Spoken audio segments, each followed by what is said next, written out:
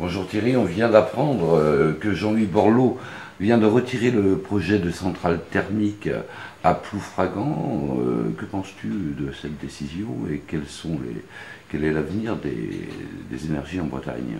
Je pense que c'est plutôt une bonne nouvelle, compte tenu de la faiblesse de ce dossier, sur plusieurs points, hein. D'abord sur son implantation, sa localisation, qui posait souci, mais également sur les conditions de mise en œuvre de ce projet qui ne répondaient absolument pas à la problématique aujourd'hui des énergies renouvelables et de la question fondamentale, je crois, de comment aujourd'hui fabriquer ou mettre en œuvre des outils énergétiques de qualité en Bretagne. Donc voilà, ça n'enlève rien à la problématique qui est posée, hein. La Bretagne est aujourd'hui en situation critique par rapport à ses besoins énergétiques.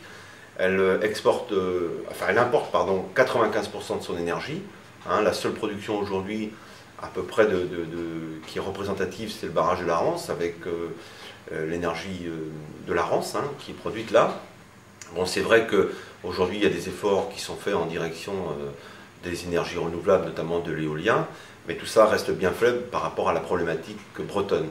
Donc aujourd'hui on souffre, notamment en période de pointe, puisqu'on est en bout de réseau, et le département des Côtes-d'Armor est particulièrement pas bien placé de ce point de vue-là. Donc de toute façon ça n'enlève rien à la problématique, et il nous faut réfléchir à cette question, car du point de vue économique, du point de vue énergétique, du point de vue environnemental, le problème reste entier.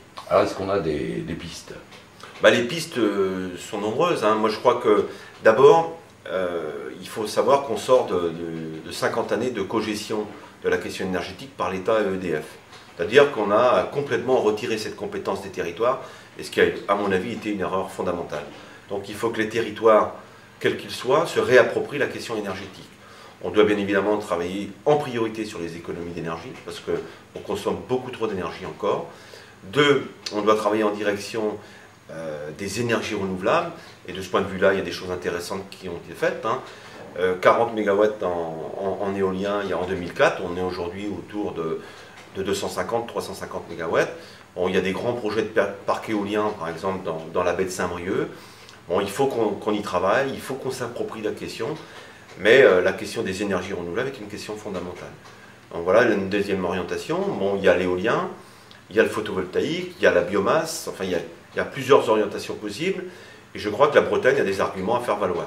Mais je pense que la question fondamentale, pour moi, qui est posée, c'est la réappropriation par le citoyen, par les collectivités, de la question énergétique. C'est une question fondamentale. Il faut d'abord bien comprendre la problématique, bien poser les choses, et ensuite mettre en place des pistes d'action.